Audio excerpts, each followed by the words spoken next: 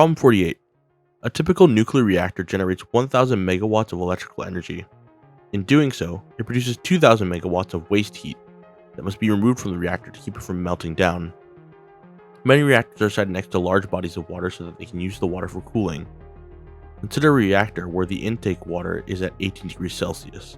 State regulations limit that the temperature of the output water to 30 degrees Celsius as to not harm aquatic organisms. How many liters of cooling water have to be pumped through the machine every minute? So how do we go about this problem? But mainly, what is this problem actually asking from us and how do we get there? So the problem asks us for a volume, but how do we get the volume? Well, we know that we're going to have to use some sort of heat energy equation since the problem gives us megawatts, which can be converted into watts. The first equation that comes to my mind is Q equals mc delta T. And for us, that actually will work because we have a thermal energy, a change in temperature, and we already know the heated water to be 4,186 watts per kilogram Celsius.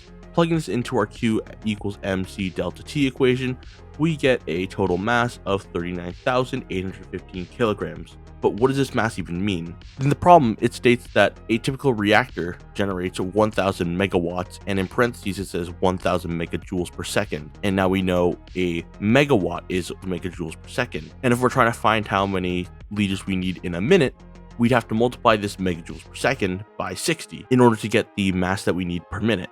So multiplying that 39,815 by 60 will give us a resulting mass of 2,388,915 kilograms as our mass.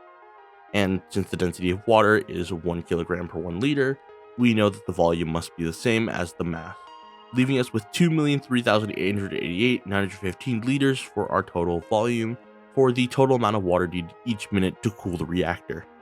In my opinion, there's two tricky parts about this problem. The first would be identifying that we need to use Q equals mc delta T other than any other thermal energy equation. This is because that the Q equals mc delta T equation can seem simple at first due to the inclusion of the 1000 megawatts mentioned in the problem earlier. This 1000 megawatts is actually not used in our final problem because we don't care about that 1000 megawatts since although it's being generated, what's being cooled off is that 2000 megawatts that's being left behind as waste heat. The second tricky part of this problem is identifying that we need to multiply by 60 in order to get our mass per minute rather than mass per second. And if you're not paying close attention, you might not recall that watts is equal to a joules per second rather than joules per minute. And you might take this mass that you calculate in step 1 as the mass you need to use for your volume, leaving you with a completely different answer on different orders of magnitude. If you guys need more practice with this type of problem, I recommend looking at any problem that uses the Q equals mc delta T equation or any variation of that. Because when it comes down to it, this problem is actually very, very simple.